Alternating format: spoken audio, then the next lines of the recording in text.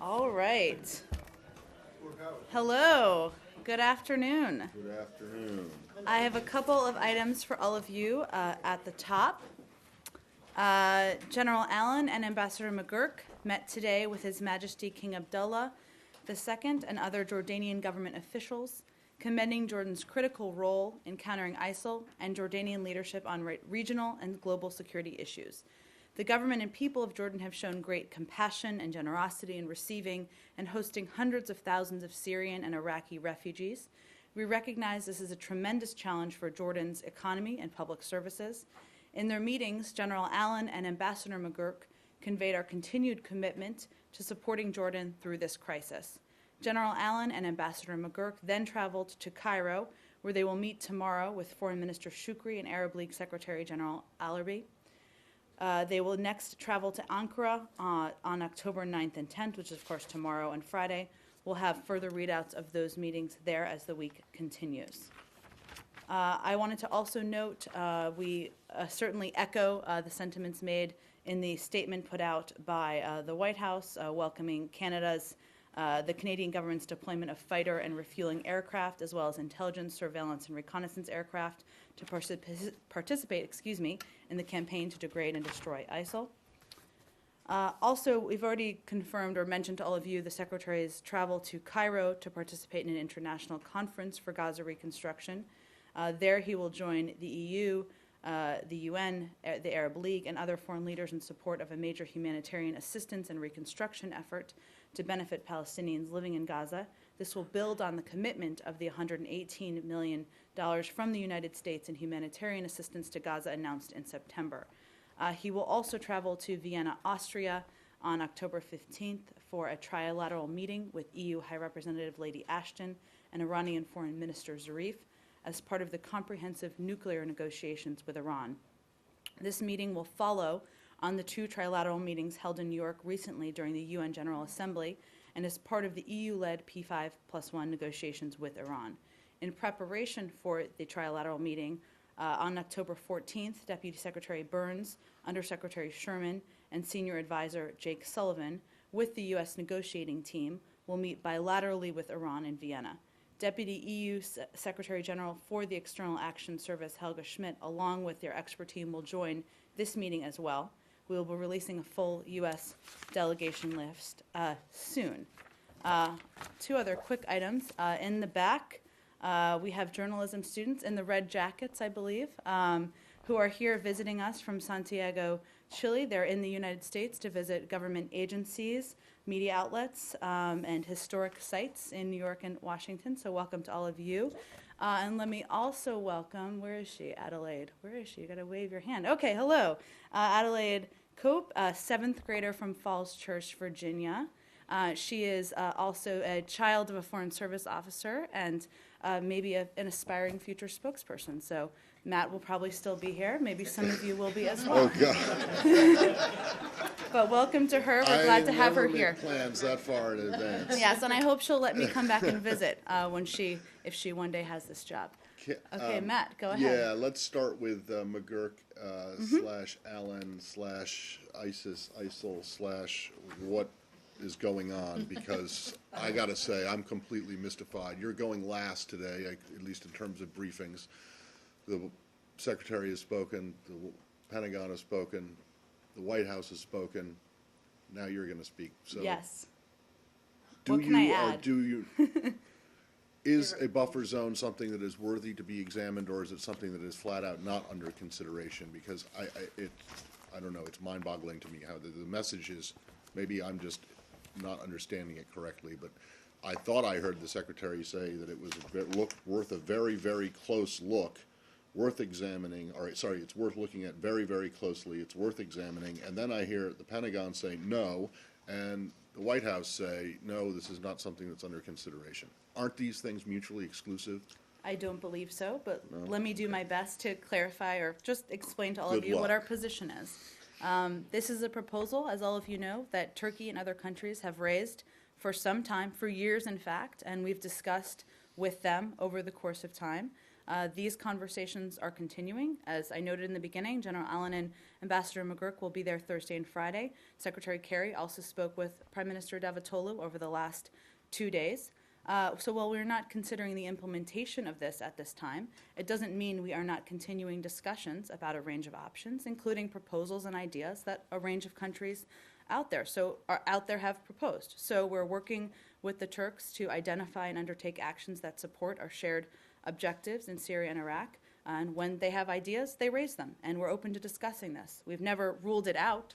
We're just not considering the implementation at this time. Well, if you think it's a bad idea, why even bother to discuss it? Well, Matt, I mean, think it just sounds like a waste of time then. I would disagree with that. I think it's not without challenges, as we all know.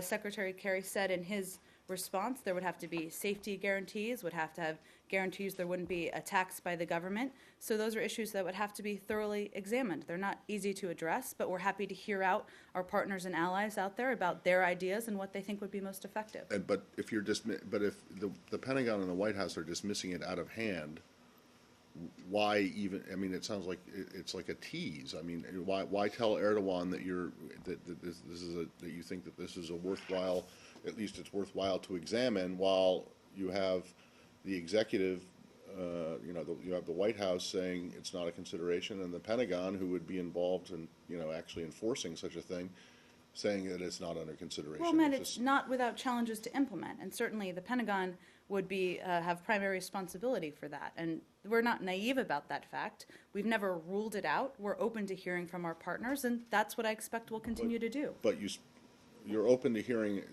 you're open to talking about it, but you're not open to implementing it. So why waste everyone's time with talking about it and getting people's hopes up? Well, we're not considering implementation of it at this time. We're going to talk about the issues, what the challenges are, and that's what we'll continue to do. The French president came out today and said that he supported the idea. Mm-hmm. So are you opposed to someone else trying to do this, to someone else trying to enforce it, or does this have to be? Do you think that you need to be involved if something like this is going to happen? I saw the comments of the French president. I'm not sure if they indicated that they would be open to enforcing it or if they just supported the idea. But you can't even say that you support the idea. Well, we're open to discussing it. We haven't made a decision to do it, obviously, or you'd know. Do you know, have there been any Go ahead, conversations today with the Turks about this? There haven't been new conversations at the secretary's level, certainly at the local level. Sure. In terms of implementation, sorry, Joe, can I just ask, just to follow up on Sure. that? If it's something that you are discussing or considering, is it something that you think you can do within the authorities you have right now from Congress to strike ISIL? I'm Or sure. is it something that would require going back to Congress to Well, do? Nicole, I think it's a good question. I'm not a lawyer, as you know, so I think if we made a decision that that this was something worth continuing a discussion on, or we were open to implementing it, we'd have to ensure that we were abiding by all legal authorities, of course. But I'd have to talk to them about if there's any specifics there. Our legal team, that is. Sorry, Said, let's go to Joe first, and then we'll go to you. Go ahead, I Joe. just want to go back on what Matt was saying. I mean, this is the first time that Secretary Kerry has actually seemed to indicate that it's worth looking at the idea. Before, you've always taken the position that you're not considering it, and therefore it's not even going to be discussed. Whereas now he's sort of saying that it's, as Matt said, it's worth looking at very, very closely.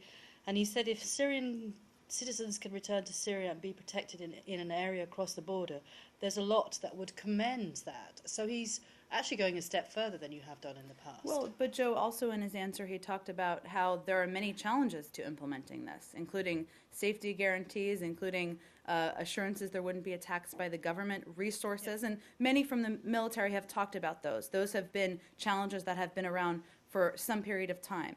Obviously, this is an active debate out there now because Turkey and other countries have renewed their interest in having a discussion about this, and we're certainly open to having that discussion with them. It doesn't change the fact that there are challenges, and that certainly is are some of the prominent reasons why we're not considering the implementation of it at this time. So has he really spoken out of turn? I mean, he said we are all in favour of looking at this very closely. We are all in favour. Well, we're open to discussing. We're open to hearing from our partners and allies. That's his role as the chief diplomat of the United States. It doesn't mean our policy has changed as the United States. Well, Go ahead. I mean, on this point of we are all being in favor, it is even more mystifying and dumbfounding, because the purpose of a no-fly zone is to sort of disallow your enemy from the benefit of using their air assets. To the best of your knowledge, does ISIS have airplanes and helicopters and so on, so you can impose a no-fly zone? Well, Saeed, I think when he said that, he was referring to we're all in favor of hearing out our partners and allies who want to talk about this proposal. That's what he was referring to. But you do agree that the purpose of a no-fly zone is to prevent your enemy from using their air assets, correct? Airplanes, attack planes, and things of that nature. In that area where there's a no-fly zone, technically, broadly Right. speaking, sure, So, yes. But you can't confirm that ISIS until now does not have any kind of airplanes or attack planes or anything like this. So why would you have a no-fly zone in that particular area? I think there's a range of reasons a number of countries have outlined and advocated for why they think it would be beneficial. That isn't our position, but I would point you to the other countries' Just comments. a quick Rather than- follow-up on this. Could that be the reason why the Pentagon is saying, no, we don't need it? I think that our position as an administration, across the administration, is that we're not considering the implementation of this at this time. That it's consistent across the administration. It is not without challenges, as I've mentioned, and as the Secretary mentioned as well. And certainly as the implementing part of the administration, the Pentagon is well aware of what those challenges are, certainly. Go ahead. One of the key points that Rear Admiral Kirby made during his briefing today was that, from the Pentagon's perspective, the mission is denying safe haven to ISIL fighters. How would think I said that yesterday, too, But but how would go a ahead. buffer zone even be compatible with that larger mission, which he kept saying has to be the primary focus right now? Well, I think I said we're not considering the implementation of it, so I'm not going to speculate on what it would achieve. But it's not a matter of speculation. I mean, if there were an active discussion and then decision by the U.S. and others in the coalition that some sort of buffer zone and/or no-fly zone should be implemented, how does that affect the offensive mission of going after the enemy? Well, Roz, there has not been, and if there's a decision to, we'll outline why we're doing it. But obviously, there's discussions that will take place with our partners about this in the coming days. But it just seems really incongruous. And then obviously the thing that's not being talked about is that when you establish a buffer zone or when you establish a no-fly zone, that requires more personnel, more equipment, more money, more of a robust I think I coordinating just talked about the commitment. challenges, and we're Right. certainly aware of those, Roz, and you're right. There are many challenges to implementing a buffer zone. We have not been the country advocating for that. There are other countries who have been advocating for why this would be an effective tool. But there does seem to be reluctance on the Pentagon's part to want to bring in more of those elements in order to conduct something when they're still looking at making certain, as Admiral Kirby said, that Baghdad doesn't fall, that ISIL does not have the ability to retake any of the territory that it has lost to the Iraqi military in coordination with the coalition airstrikes. There's agreement on the challenges across the administration about this. That's obviously why it's been discussed for years. It's not been something that's been implemented. Go ahead. Thank you. So this no-fly zone and buffer zone, first time it came out December of 2011. First time Turkey by the Turkey, mentioned yes. it? Okay. Yes, puts forward, and every single year, Turkey has been talking about this for about 3 years. And you are saying now that you are open to discuss the idea. I don't get it. You have not discussed this idea with Turkey for the last 3 years? We've certainly been hearing Turkey and other countries out about their ideas over the course of time. Obviously, I think Turkey and other countries have raised it. I'll let them speak for themselves. Recently, because of the events on the ground, the growth of ISIL, the increasing threat that they've seen to their border. So I don't think anybody should be surprised about their renewed focus on this option. So that means that you have not discussed this idea before. You have not gotten any concrete It's certainly proposal. been raised by Turkey, as they have said in private discussions for some time now. Today there was a story in New York Times, and it was a unnamed official, U.S. official, and he was saying that, or she was saying that, there is de facto no-fly zone in northern Syria anyway. So asking Turkey, why do you need no-fly zone? Would you agree with this assessment? I think we've seen those same reports. I don't have any military confirmation. I'm not sure if my colleague over at the Pentagon was asked and addressed that particular question. I'd point you to Turkey for their reasons on why they think it's an effective tool. Turkey is using this as a ploy, really, to target the Syrian government and the Assad regime and not really ISIS. I mean, seeing how the way they have been maneuvering around Kobani and others and so on, really allowing sort of the Kurds to be attacked and so on. Well, look, Saeed, I think Turkey is an important coalition partner, an important ally, an important NATO ally. They've felt this threat, the threat of ISIL, almost as much or more than most countries around the world. And certainly they have their own concerns to be focused on, and that's one of the reasons why they need to play a pivotal role here. And well, that's the discussion we're having. But if you look at the rhetoric coming out of Ankara, you find that the anti-ISIL rhetoric is far exceeds whatever they're saying about ISIL. Well, I think there's a recognition ISIL poses a direct threat and a neighboring threat to Turkey. The Secretary has been in close touch with them. General Allen will be there in the next couple of days, and clearly we think they can do more. In that article, in that article in the New York Times, there was a quote from unnamed administration officials saying that there's a lot of angst in Washington about Turkey's reluctance to step into the fight. Is that the way that you would characterize it? I wouldn't characterize it that way. I think, Joe, we understand weeks ago that they had some sensitivities, which is why they couldn't join up earlier. They've indicated they want to be a part of it. We're in active discussions with them about what role they'll play, and that's what our focus is on. Admiral Kirby also allowed that, quote, "We can't make them do anything," meaning the Turkish That's true military. of any country. And that seems to really just underscore this whole idea of even trying to engage with the Turks. If we, meaning the United States, can't make them do anything, then who's going to do it? And it seems as if by default, it's going to fall back on the Pentagon to conduct this fight. Roz, there are more than 50 countries that are a part of this coalition, many of them taking military action or contributing militarily. We don't need every country to contribute militarily. But what I think my colleague over at the Pentagon was saying is that they have to make the decision about what choices they're going to make and what contributions they're going to make on their own. Certainly, we're encouraging them to do more, and that's the reason General Allen and Ambassador McGurk are going there. You said in response to an earlier question that the Turks need to play a, quote, pivotal role here.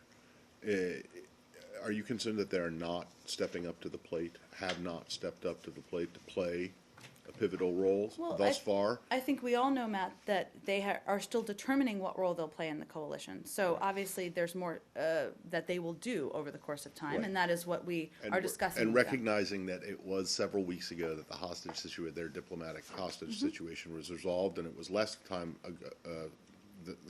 than since the Parliament voted. It's still been some time during which they have had these sensitivities removed, ostensibly, Well- and they haven't done anything. And in fact, not just not doing anything, they're not, instead of only just having their military lined up on the border watching what's going on in Kobani, they're actively preventing Kurds from inside Turkey who are trying to go to help in Kobani from going in.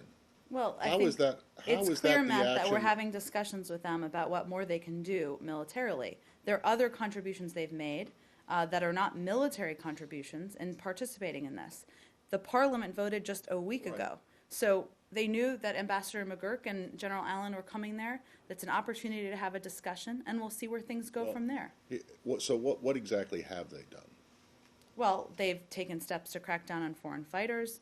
I Okay. went through some of the outline of this the other day. Right, but in terms of actual, so doing what they should have been doing in the first place years ago, i.e. not letting extremists into Syria in the first place, whether it was inadvertent or intentional, doing what they're supposed to be doing doesn't make them, I mean, does that make them a full and active member of the coalition with a pivotal role, or do they actually have to do something? Well, Matt, they've taken steps that are in many of our lines of effort to crack down on foreign fighters, to do more on counter-financing, to do more on delegitimizing ISIL. Obviously, there's just a discussion about their military role. That's an ongoing discussion. What more would you like them to do? Do you want them to put boots on the ground? I'm just not going to outline that from here. It's not appropriate to do that. There's a discussion between our CENTCOM leaders, General Allen and Ambassador McGurk and others about what role they'll play. Go ahead, Michael. How many civilians are trapped or are in Kobani and the surrounding villages, and are any of them able to move to a safer place across the border in Turkey? How many people are there? I don't have any assessment of that, Michael, in front of me. But Well, we can get you more if possible. Just Okay, go ahead. a follow-up Sure. on that. You know, Secretary Kerry, and you have made the case that that you have strategic objectives going after command and control and the like, but not all of the military operations in Iraq in that area have been based on strategic considerations alone. There was the intervention on Mount Sinjar for the Yazidis. Why does the plight of the Kurds in Kobani differ from the case of the Yazidis? So how do you decide on what basis to launch a humanitarian intervention for the Yazidis, but not on behalf of the people in and around Kobani? Well, one, as you know, Michael, I know you follow this closely, we have been doing airstrikes into the area around Kobani for the past several days. They've increased overnight. I think there's different strategic objectives when it comes to Syria and when it comes to Iraq. And with Iraq, let me actually say with Syria, we are focused on disrupting ISIL's command and control centers, destroying ISIL's critical infrastructure, attacking sources of ISIL fuel and financing. That's where our military objectives are focused on. In Iraq, obviously Iraq has been a partner and one that we have been working closely with the government on. We've been boosting up the Iraqi security forces, and our objectives there have been different. It's not that we don't watch with deep concern about what is happening in Kobani. That's one of the reasons we've taken military action, and also certainly there have been on the ground efforts between forces on the ground to work to push back on this as well. We'll continue to do more, but there are different objectives for different components of this effort. Can you just, not just for my benefit, but for everyone here by the end of the day, give us your estimate of the number of civilians here? Because I don't understand how you can say that the fall of Kobani would basically not be a strategic setback if you can't even tell us how many people are there and how many people might in fact be in danger of losing their lives. I think, can you give us your best estimate by the end of the day and the number of civilians at risk there in the city and in the surrounding villages? Certainly, Michael, we can look into what estimate we can provide on that front. Jen, one question on a follow-up. Just go ahead. Just a follow-up. You said that because Iraq is your partner, the strategic goals are different from the ones you have in Syria. To me, it sounds like saying, if I put it bluntly, saying that saving Erbil is more strategic for you than saving the people in Kobani. That's not at all how I'd put it. I was outlining what our military objectives are. I think the United States has clearly done more than I would say any other country in the world to date to take on the threat of ISIL. We've done more strikes in the area of Kobani. We've provided more humanitarian assistance in the region writ large. But our focus in Syria is on taking on the threat of ISIL and going after areas where there are safe havens and trying to reduce their ability to train, equip, and sustain this fight. And that's what our objective focus is on. Okay, but why, just overnight, you were able to stop the advance of ISIS on Erbil because of, really intensive air campaign? But why haven't you been able to stop the advance of ISIS on Kobani for 3 weeks? Well, I think every fight is different. There are different forces on the ground. I'm not in a position to give you military analysis from here. The point is, it is an interesting point. You said that there are different strategic objectives in Iraq than there are in Syria, and it would seem to me that the translation of that, if you're on the ground in Kobani and being threatened by this, is that the U.S. is not going to do that much to help me because they don't like the government of Syria, the Assad regime.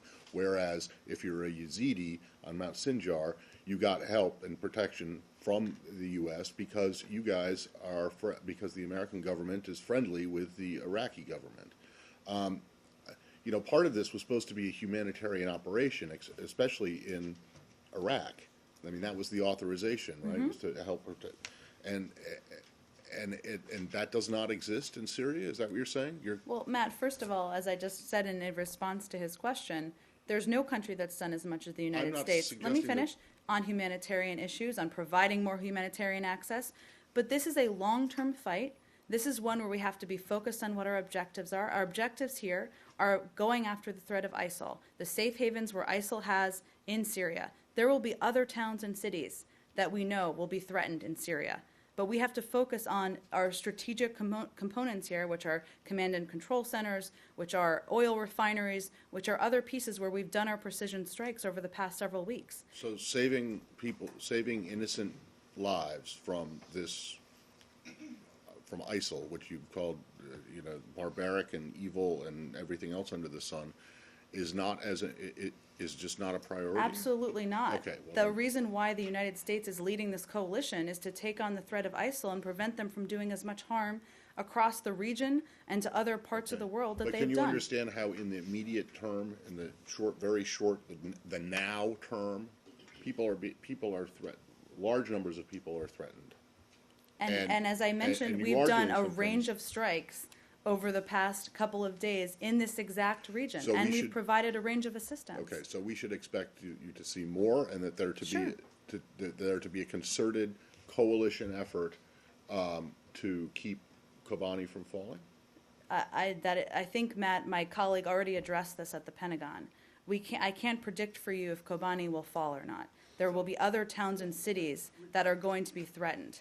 We will continue this effort, which will be a long-term effort to take on the threat of ISIL. Rear Admiral Kirby also said, sorry, let me jump in here. Rear Admiral Kirby also said it's not just that other towns and villages will be threatened. Some of these towns and villages, possibly including Kobani, will fall. And he said that the military has to look at the larger picture of trying to deal with the effort of taking out ISIL. Basically, in so many I words. think that's what I just said. No, but he put it much more bluntly than you just did. Well, he's which is basically speaking that on there- behalf of that- the that may- military. But there may be some communities that are lost to ISIL, but that's not going to be the measure of actually winning. What's going to be the measure of winning is actually degrading and taking out ISIL fighters.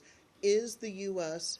prepared to just let Kobani and any other number of cities fall to ISIL for the larger goal over a longer fight to defeat this organization? Roz, I think the fact is we've undertaken multiple airstrikes in the Kobani area over the course of the last several days. And yet ISIL fighters keep pushing back. I understand that. And There's keep also an coming effort in. on the ground to push back. I don't think I have anything to add to what my colleague at the Pentagon said. Just very quickly, would you say the priority is to go after the leadership of ISIL and not really to save whatever ground they gain? The priorities are as I just outlined them. Go ahead. Go ahead. One more. One more question. Foreign policy has reported that it's coded Robert Ford. I answered this yesterday. I'm happy to reiterate it. Are you asking Just- me about contacts with through intermediaries? The rebels. Did you have direct contacts with the YPJ rebels in Syria? That's not what the story says. The story talks about being in touch through intermediaries, which is correct, and I confirmed that yesterday. Go ahead. Uh-huh. Back to the buffer zone idea. Are you not concerned that there are mixed messages now coming out of the administration today about what exactly your intention is? I don't see it that way at all. We're not considering the implementation of a buffer zone. We're happy to hear from our partners and listen to them and talk to them about a range of options that they are putting out there and they're proposing. To go back to the question, which I don't think you actually answered, did the Secretary misspeak? No, I think we consistently have been open to hearing from our partners about their ideas and their proposals. They've proposed this and been talking about this for some time now. Certainly, as the diplomats and representing the diplomatic community, that's what we would do here. To go back to Matt's earlier question, it is a one-sided conversation. They're talking to you, and you've already said yet.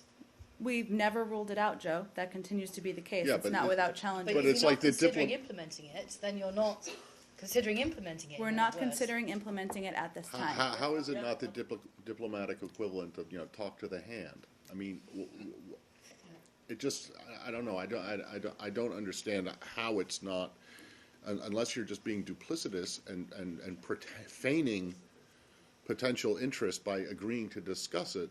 Not sure, I don't I'm think- just not sure where that gets you.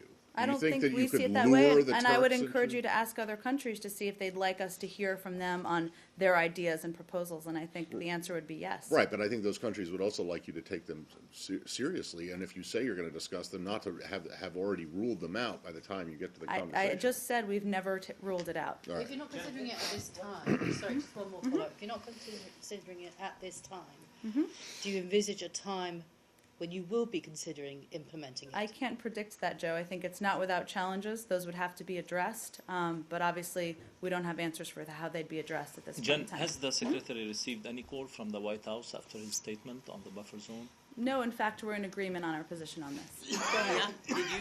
Did you ask Turkey, or did you put any pressure on Turkey to at least let reinforcement cross the border to that city, to that town, so the people are running out of ammunition? Well, we've been discussing. And they're not letting the Sure. reinforcement. We've been discussing a range of options. I'm not going to outline those here for you, though. Those conversations are ongoing. Go ahead. Sorry, along those lines, Kirby kept saying that airstrikes alone wasn't enough, and that the solution usually came from an indigenous ground force, which he acknowledged wasn't possible in that area, and won't be possible for a while because it's going to take a while to train and equip these forces. So what's the solution in the meantime? If airstrikes alone aren't enough, and the best solution is an indigenous ground force, which we don't have. Well, I hope that somebody asked that question. That's an appropriate question to pose at the Pentagon. It's a military question. As I mentioned yesterday, there are de facto coalitions in some of these towns, including those near the Turkish border. Obviously, they're making an effort to push back. It's true that there's obviously more work that needs to be done with the Syrian opposition in order to push back. These are all efforts that are underway, but certainly this is a challenging issue, and we're discussing what the options are with Turkey and other countries. But why can't, it looks as if you're kind of dancing around the idea that you think that this is coming up against Turkey's border. It's creeping up against their border, and that they should step up and do some more. And whether it's artillery or sending troops across the border, that you are looking for Turkey to take a more active role here. Well, there's a range of steps that Turkey could take. We're in discussions with them about that, but we just don't think it's appropriate to outline that on their behalf publicly. So it's as simple as that. Are you expecting, Jen, that the meeting tomorrow and Friday between McGurk and General Allen and the Turks will know something, or you'll know something at least before the weekend? In terms of what the Turks are willing and able to do? I certainly think we hope that we'll be able to further the discussion, but I don't think we expect every piece will be concluded. So you can't say where in the discussion you are with the Turks in terms of them coming to a decision on what they're going to do? Well, this is sort of in their decision-making pool. So Exactly. we'll have a better sense perhaps tomorrow on where they are. I'm not sure how much we'll be able to outline of that publicly, but we'll see. Okay, and do you know if the Secretary plans to have any meetings face-to-face on the trip that you just talked about with any of the Turks? Is that something that's being considered? Not currently planned. I should have added, actually, there's more on the trip that is still being finalized. We'll put out a media note hopefully later today, if not tomorrow. But is it something that is possible? It's not currently planned. I'm not aware of a plan to add that to the schedule, but. Well, I'm not saying necessarily go to Turkey, but Sure. meet at No, some I understand point what in you're Europe saying. with- It's not under consideration that I'm aware of. Certainly, sometimes, as you all know, these trips come together Right. and Well, I things are presume added. that the Turks will be present at the Gaza conference in Cairo. I don't know who, but I mean, it's something. It is possible that the Secretary would have.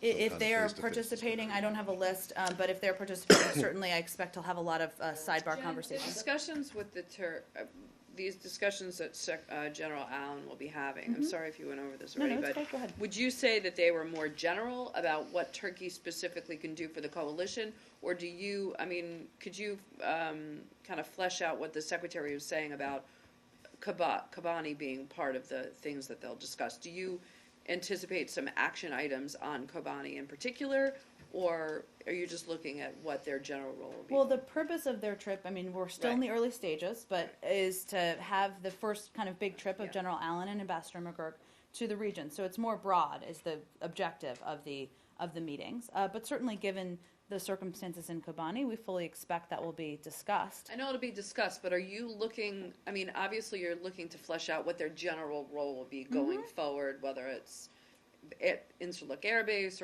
or any of those things. But are you hoping that General Allen will come away with a specific action plan for Kobani? I'm not going to make any predictions, Elise. I think we're going to wait I'm for not the asking you meetings. to predict whether he'll get it. I'm That saying, is a is that prediction. specific goal? I'm not. They'll discuss it. I don't have any predictions that I'm going to make from here about what will be concluded from the meetings. Go ahead. Do you consider the fact that the population of Kobani or Ain al-Arab are regime friendly and they were close to the regime is basically what lies behind the Turkish position? I would point you to Turkey to ask them that question. Go ahead. Do you have anything to say about the brutal crackdown by the Turkish police on pro-Kobani protesters in Turkey? More than 12 people have died.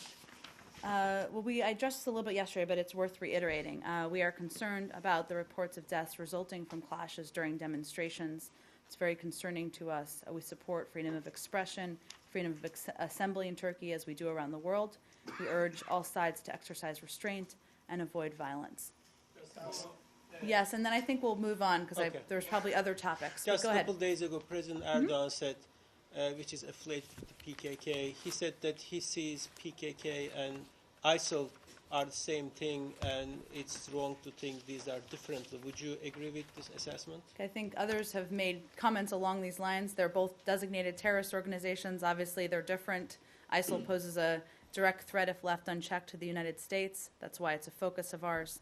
So I'll leave it at that. And one more statement. Would you agree that the Turkey is inventing reason not to act against ISIL as quoted by its same story in New York Times? I would point you to Turkey to ask him that question. Go ahead. One more on Turkey. Okay. Are we done with Turkey, or are we? Okay. Go ahead, Nicholas. We'll go to you in a second. Go ahead. Go ahead. Move on. So during the press conference, the two secretaries, Secretary Kerry and Secretary Hammond, made an urgent call for countries to do more. I'm wondering which countries were targeted by the two secretaries. Well, without naming names today, I think one of the things the Secretary said is there are some bigger countries that have contributed less. There are some smaller countries that have contributed more. So obviously, if you look at the contributions that were in some of the charts that we provided to all of you, I think you can draw your own conclusions. Okay, The right. point is, Because, yep. sorry, let me just, the point is a third of what is needed is not being filled, as you saw the Secretary say. And the fact is there are countries with tremendous resources that can do more. The United States has already contributed more than 113 million, will continue to do more, but other countries need to really step up to the plate. I will see if there's more we can give you on the specific countries. Why not call these countries out? I don't think I'm going to do that today. No. I'm not asking you to do it. I'm asking you why not? I mean, this is an urgent, apparently, according to the Secretary, I mean, and both secretaries, and according to pretty much everybody, this is an extremely urgent international public You're health right, it crisis. is. So why not say, hey, country C, for example, why aren't you stepping up to the plate? Hey, country R, why not call them out? Well, Matt, as of now, we think these countries know who they are and that they can do more, and all of you are reporters who can, delve into who should do more. Okay, follow up on that. When we look at your interesting slides, one big country, or middle-sized country, is missing, the former colonial power in West Africa, France. So is country F missing? And does the U.S. call France to do more, or to do a little bit to fight Ebola in West Africa? Well, we call any country that is has a large number of resources to do more, and we'll let you draw your own conclusions about which countries are included in that. Go ahead. Jennifer, I have a question on Cyprus and Turkey again. Do we have any more on Ebola, just before we finish? Okay, Cyprus? Okay, yes. But the threats by Turkey against Cyprus led to the breakdown of the talks. And there are some people in Nicosia that they believe that Turkey wants to start a new war against Cyprus. Do you have any comment on this? Well, we recognize the Republic of Cyprus's right to develop its resources and its exclusive economic zone. We continue to support strongly the negotiation process conducted under UN good offices to reunify the island into a bizonal bicommunal federation. We continue to believe that the island's oil and gas resources, like all of its resources, should be equitably shared between communities in the context of an overall settlement. And certainly we believe it's important to avoid actions that may increase tensions, I should say, in the region. Go ahead. Withdraw from the talks. Do you have any comment on this specific issue? Well, we welcome the arrival of the UN Special Envoy, Espen Barth Eide, to the island. We continue to support the negotiation process. We encourage the parties to show the necessary commitment and courage to reach a just and lasting comprehensive settlement. We hope that settlement talks can progress successfully. Did the Secretary or somebody else from this building call in Ankara or Nicosia about the threats by Turkey against Cyprus? I don't have any calls to read out in terms of calls about this issue. Let me check on that, and we can see if there's something we can get you after the briefing. Palestinian? Okay, and then we'll go to Scott. Okay. Go ahead.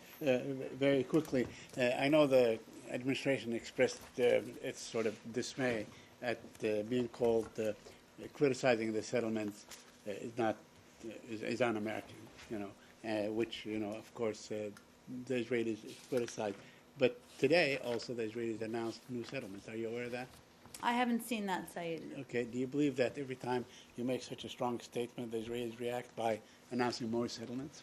I don't believe that, Saeed, but I think you are familiar with our position. I'm happy to take a look at that and happy to reiterate that. Go ahead. Yeah, I'm fully familiar with your position. Did you follow up on your expression of the other day with the Israelis saying that, we do stand by what we say and we urge you to stop the settlement activity, or you just lifted at your statement? Certainly, we make that point through private diplomatic conversations all the time. Absolutely. Scott. On the Gaza conference. Yes. How much of the expectations are the United States that this will also talk about implementing the terms of the ceasefire as well, since it's somewhat fruitless to spend a bunch of money reconstructing Gaza if it's just going to be knocked down again? Well, we expect this conference will certainly focus on Gaza's reconstruction, and that's the objective of it. And the hosts, the Egyptian and Norwegian co-hosts, are certainly focused on that and a discussion of humanitarian assistance and reconstruction efforts. To your point, of course, ideally we'd like to see an agreement on a way forward for a sustainable ceasefire that addresses the long-term issues so we don't have the recurring conflict. Will there be opportunities to discuss that at this conference? Certainly there could be, and I expect the Secretary will have some sidebar conversations, but it's not the primary focus. They'll have to reconvene the parties to have that discussion separately from this conference. I understand that it would be up to the hosts, but does the United States believe that Iran might be involved in this conversation as well, given its support for Hamas, both in the reconstruction and in implementing the terms of the ceasefire? I'm not aware, Scott, of plans to involve them or invite them. I can certainly check and see if anything has changed, but not that I have heard of. Jen, whether or not the ceasefire implementation is part of a main part or a side issue at this conference, is there any thought to making at least a U.S. contribution to this contingent on a ceasefire holding? It seems like, just throwing money away if what you're going to contribute to is, as Scott said, just going to get knocked down again. Well, as I mentioned in the opening, I think we've contributed, I don't remember the exact number. I don't have any new contributions or new announcements that I'm aware of that are planned for this from the United States. Well, I understand, but I mean, the whole point is to get more money, right? Certainly. Do you know if there's an estimate of the amount of aid, assistance that the U.S. has poured into Gaza over the last several years that have gone into projects that have been destroyed? I'm not sure there is an estimate. We can see if there is, Matt. Obviously, there's a great deal of devastation and a great deal of reconstruction that's needed, and obviously the United States is the biggest donor to the Palestinians. Right. So, and could you, if and when you can find that, I'd be curious to know who you apportion the blame for that to Hamas, who were firing rockets into Israel, or to the Israelis in their response, or is it both? Elise, go ahead. So you going to answer his question or no? No. At the same time as you come back with an answer on whether you have. I don't think I'm going to be playing the blame game. I think we've talked about concerns we've had about Hamas and their indiscriminate rockets. And you've also we've also raised concerns about the fact that at times there was more Israel could do to avoid civilian casualties. Go ahead. UN Secretary General Ban Ki-moon said during the whole conflict that this was the last time that the international community was going to rebuild Gaza only to have it torn down again? I mean, how do you make sure that those are not empty words? Because, I mean, this is, like the 6th or 7th time, and I know particularly the Europeans have been very upset that they're one of the largest contributor, or if not the largest contributor, to Gaza reconstruction and the Palestinians, and this money is just basically thrown down the drain.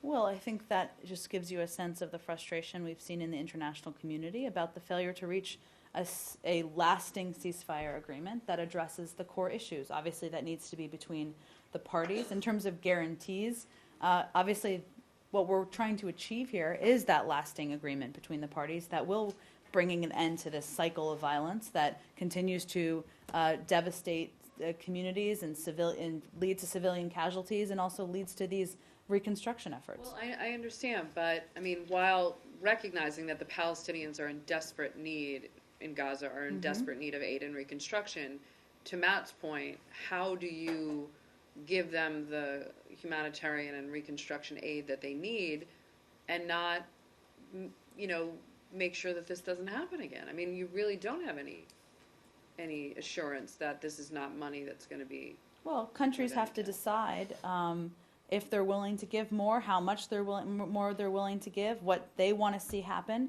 And obviously there's a great deal of interest from the international community, the UN, the United States, and others to see a lasting agreement here, and we're going to continue to work toward that. Do you think that Israel should take a greater role in the reconstruction of Gaza?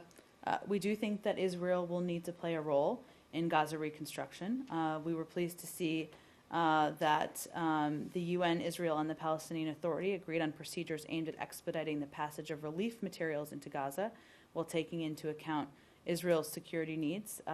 We encourage the organizers to include all governments who can play a role, and certainly in the past there have been contributions, and we're hopeful there will be more. Do you think that Israel's role should be one more of facilitating the logistical hurdles of this, or should they also take a part in the actual reconstruction, financial, Well, they've contributed in-kind materials services? in the past, and we certainly hope they'll do the same again. Well, without a ceasefire, why would you tell the Israelis that you want them to give material or money to Gaza reconstruction without a ceasefire when it's very possible that it could then be used against them? Well, there's a ceasefire now, Matt, but we're understand working that, but- towards a lasting ceasefire, Right. and we certainly think there will be a reconvening of that effort to move that forward. So, but at the same time, we believe that there needs to be reconstruction of Gaza. Right, so, but even without a long-term security assurance, you think that the Israelis should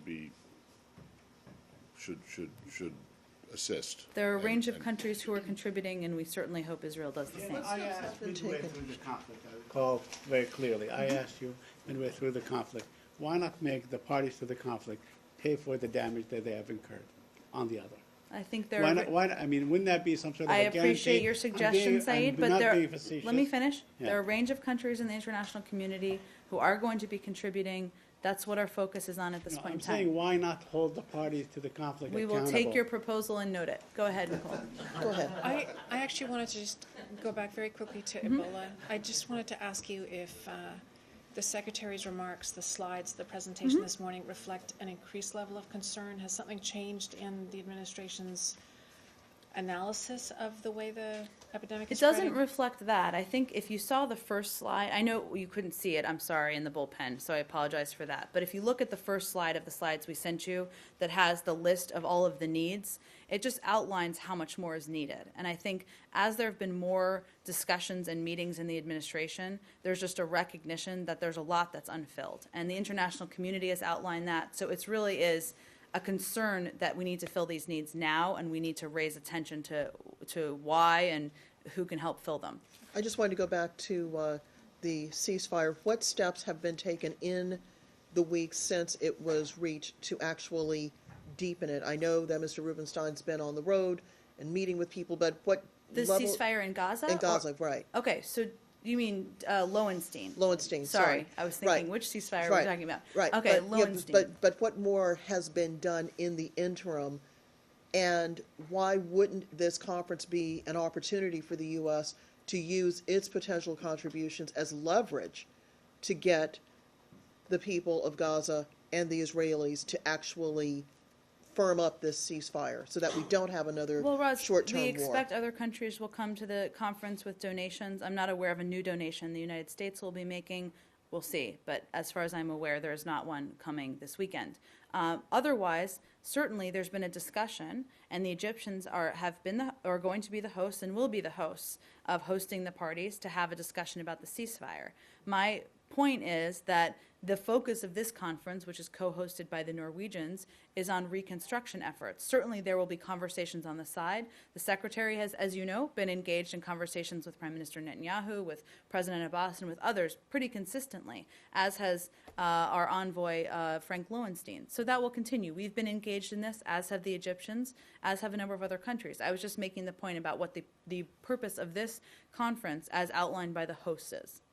But to go back to Matt's point, isn't this an opportunity for the U.S. to try to move the ball down the field, as it were, and not just have this very tenuous status quo? And so what would be your suggestion and how that would be done?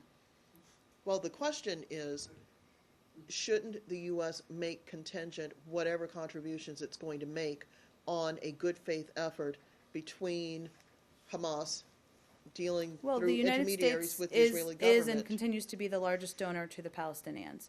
As I just noted a few minutes ago, there's not new contributions that are planned that I'm aware of for this weekend. We believe that Gaza should be reconstructed. Obviously, we're very supportive of this effort. We also have been very focused and spent most of our time talking with these parties about reconvening the ceasefire talks. Obviously, Egypt will be the host of that, but the focus of this conference is a noble and good purpose, and that's why the Secretary is attending. Can I go to Iran? Sure. Nuclear talks? Iran? Sure. The nuclear talks. So on October the 15th, I believe, I counted this morning, there'll be 5 weeks and 5 days before the November 24th deadline. Oh, that has a nice ring to it. Yes. Joe.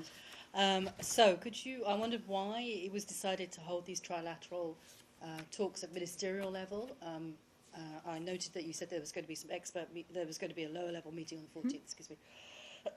But why is it going to be bilateral? Is the suggestion that the EU is basically, to a certain extent, the other ministers are sidelined, and it's just gone down to a more narrower meeting between the Secretary, Foreign Minister from Iran, and Cathy Ashton? And do you believe within the 5 weeks and 5 days that it's actually feasible to reach a comprehensive agreement? Sure. Okay, let me see if I get all of these. 5 and 5. This is an EU-led process, so it's only natural that they'd be a part of the trilateral meeting. Virtually all of the countries in the P5+1 have had bilateral meetings with Iran over the course of time. Many of them happened at UNGA in New York, so this is just a follow-up for us. Other countries may do the same thing on their own time and terms. In terms of when the next P5+1 round will be, full P5+1, which there certainly will be, I don't have anything further on that. Obviously, the EU would announce that. Our focus, and certainly the focus of the Secretary's meetings will be, and Under Secretary Sherman and Deputy Secretary Burns, is determining whether it's possible to reach an agreement by November 24th that effectively closes down Iran's pathways to nuclear materials for a nuclear weapon. We continue to believe that there's still adequate time to work through these issues and arrive at a comprehensive agreement that will give the international community assurances that Iran will not acquire a nuclear weapon. But we don't yet have an understanding of all the major issues, and we continue to look for Iran to make the decisions necessary to get to a comprehensive agreement. So as they did when we were in New York, I expect the conversation will continue, and certainly there'll be many more meetings from here. But what you've just outlined is almost exactly what was told to us at the end of the last meeting in UNGA between the Secretary and Foreign Minister Zarif. It would seem that there's a stalemate. Is that a correct assessment? No, I think we still don't have an understanding of the major issues, so that's what the purpose of the discussion is on. We expect there'll be many more meetings, and certainly there'll be meetings at the experts level, and those will continue. And we feel we have adequate time to work through these issues. Can I change the subject? Sure. Are you on Iran in the back, or no? Okay, go ahead. North Korea. Yesterday at the UN, you are probably aware that a North Korean official acknowledged the fact that they have reform through labor camps, and I'm just wondering if you have any response to that acknowledgement. Well, we've continued to urge again North Korea to take concrete steps to, as outlined by the UN Commission of Inquiry, to dismantle the prison camps. Secretary Kerry spoke to this issue just maybe 2 weeks ago when he was at UNGA, where he called on North Korea to close all of its prison camps, a specific recommendation, again, of the Commission of Inquiry. This includes both its prison labor camps, which North Korea is apparently acknowledging now, and its notorious political prison camps, which, such as Yeodak, the existence of which they continue to deny. So they acknowledge some camps, not all, but certainly we continue to call on them to close. Well, do you see this acknowledgement as any kind of there being a glint of hope and them actually doing anything, or is it? Do you think it's just? I think a obviously one-off? taking action is what we're looking for them to do. So But you don't see any sign of them taking action and making this admission. not that we have seen. Go ahead. Different topic, back to ISIS. Sure. Do you, North Korea or Yeah, North Korea? Okay, go ahead. Do you have any further insight? I know it's a very closed government, but any further insight into Kim Jong-un and his location, or whether or not the capital city has been locked down? We've, of course, seen those same reports. I really don't have anything new for you, given how opaque the government, the North Korean regime is. It's probably not surprising that there's very little reliable information out there, but I don't have anything new for you on it or any confirmation of anything. In terms of the their high-level visit to the South and the discussions there, which I think you talked about earlier in the week, does your request or offer to send Ambassador King still stand? It has long stood. Yeah, it still stands. It's not been my rescinded or understanding. Yeah. anything North Korea? Can I ask one on North Sure, Korea? go ahead. Can you say even whether you've noticed anything unusual, about the North that might suggest some leadership change or issues, or does it just look the way it normally does to you guys? I just don't have anything more than what I offered, Arshad. It's one of those most opaque countries in the world, as you know. Go ahead. In South Korea. In South Korea, former Seoul bureau chief of the Sankei Shimbun, the Japan's daily newspaper, was indicted on charges with defamation of President Park. Do you have any comment on that? We are aware of the reports that the Seoul Prosecutor's Office today indicted the Sankei Shimbun Seoul Bureau Editor for defamation. We've been following the investigation by the Seoul Prosecutor since its initiation. We certainly don't have additional details. As you know, we broadly support freedom of speech and expression, and we have outlined in the past, including in our recent reports that we issue annually from the State Department, about our concerns about the law on the books in South Korea. Go ahead. Can you tell us your efforts in identifying Americans fighting for ISIS in Syria? In what capacity? Or what? Like, Sorry, can you add a little more to what you're yeah, asking? like what are you doing to identify particular Americans believed to be fighting for ISIS in Syria? What has the State Department been doing? Well, there's obviously, we work closely with our partners in the intelligence community. We work closely with law enforcement agencies. There are certain capabilities the State Department has, including revoking visas and travel documents. Obviously, we're not going to outline everything we're doing, but clearly our focus, one of our objectives of the coalition is on cracking down on foreign fighters, including those who are with Western passports. And we certainly recognize that as one of the greatest threats that we face and something that we're encouraging other countries to do more on as well. Are you seeing a lot of progress in your efforts? In what, I'm sorry, in what capacity are you? On identifying these people who have traveled there or who are going to stop traveling or to prevent them from getting there. Well, Is there progress? I think you saw since the announcement made by the FBI just about 2 days ago. Obviously, our law enforcement partners and members of the intelligence community work most closely on this issue. There's certainly a role that many in the interagency, including the State Department, play, but I would really point you to them for any analysis of specific progress. What kind of cooperation are you getting from people on the ground then? Are you in contact with people there that can help you point them to these American or potential U.S. citizens fighting there? The Syrian opposition Yeah. or others? I'd have to check and see what about that we can discuss more publicly. Do you know if anyone's passport has been revoked because of this? Well, as you know, we don't, oh, actually, there have been, I think I've spoken about this in the past. Recently, Yeah. as you know, we don't typically I know, confirm. I'm not asking for the names, I'm just wondering if any. I understand, Matt. I will, Because as we understand from the FBI, there are about a dozen or so. Yes. Who are actually fighting with ISIL. Do you know if any of those 12, approximately, have had their passports revoked? let me check and see if there's more I can confirm on that specific question. So the figure is around 12, 15, 20, under I think 20? he's referring to the comments of the FBI director, but there's, it, more broadly beyond ISIL, it's more around 100. If he's confident enough to give a number of about 12, presumably you have a good idea of who those 12 people Which are. is, I think, what he said during his interview. Right, and so it would be, have all or any of them have I their understand your passports question. revoked. I will see if there's more we can confirm. I'm just I mean, abiding by the the fact letter that of the law here. Go I ahead. mean, I don't know if this is pointed to you, but the fact that the FBI is asking Americans for help to figure out who the person could be in the latest propaganda video, does it appear that it could be that they are finding a dead end and they don't have any more leads in this case to find these? I would point you to them on their process. I just don't want to speak on their behalf. Can I ask New about topic? Egypt? Sure, Yes. Egypt. Libya's Prime Minister Al-Thani was in Cairo today for talks with his counterpart, and he also met with President Sisi. After the meeting, he said that Egypt would be helping to train Libya's army. Obviously, in Libya, there are competing government factions.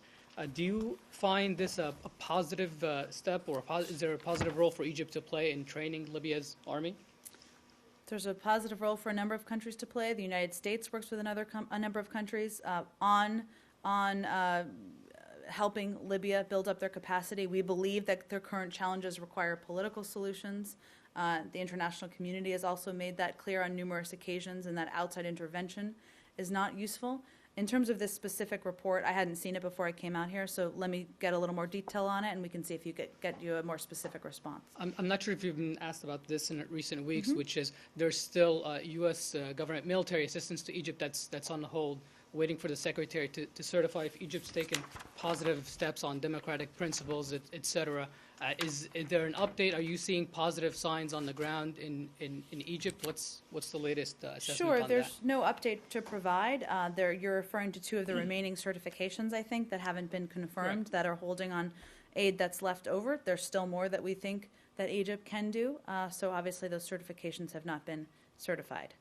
It's probably a better way of saying that, but there you go. Can I just ask you, because we're getting into a new budget year now, did you put in a request based on past years for the 2015 fiscal year? For what our funding is, For our Egypt funding? yes. Let me take it, Joe, and I'll see if there's more on funding requests that we can get out to all of Okay. you. I just don't have that in front of me. Thank you. Sure. Well, let's just do a couple more here. Go ahead, in the back. Before I go to my question to India, thank you. Quickly on ISL. Yes. Who is buying the stolen oil from the ISLs, and are you going to go after those who are buying the oil from these terrorists?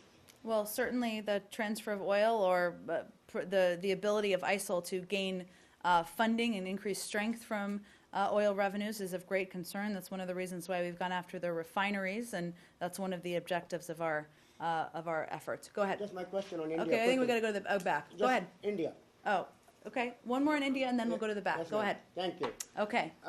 Are you aware or concerned about the ceasefire violations on the border? India is blaming Pakistan because Pakistan is targeting civilians on the border, India side. And also, when Prime Minister Modi was here, he made 2 points. One, as far as India's United Nations Security Council seat, what's the future of that UN Security Council seat? And finally, as far as U.S.-India civil nuclear agreement, what's the future of that now?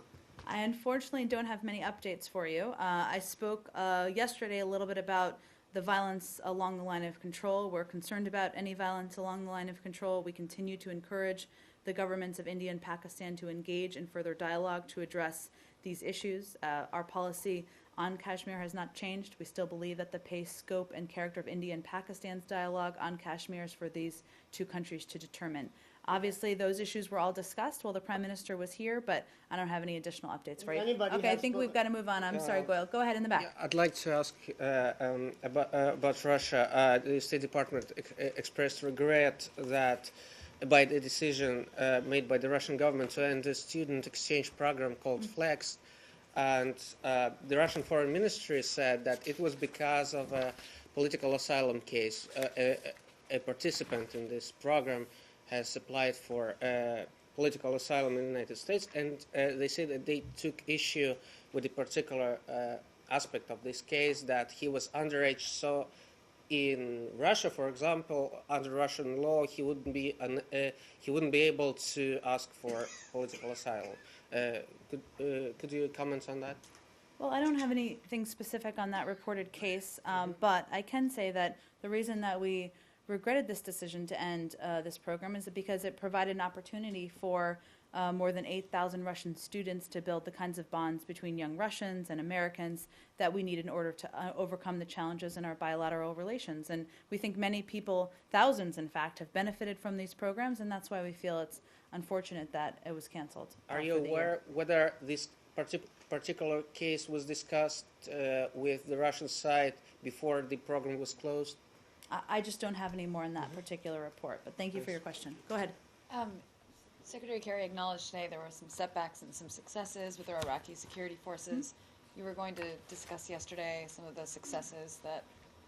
Sure, I talked about a few of them, and I think obviously there have been, as he said today, there have been some successes, and there have been some areas where we know more work needs to be done, and we're continuing to work with the Iraqi security forces to strengthen them. As you know from the assessment that we've done, we've assessed that there are certainly some that need more training. There are some that are fully prepared to fight, and so we're working within those constraints. But let me just give you a few. I think I mentioned these yesterday, but just in case you weren't there for it, we've already seen Iraqi security forces retake and hold land at the Mosul Dam, Amerli, and push back ISIL forces around the Haditha Dam. They've also refortified around Baghdad.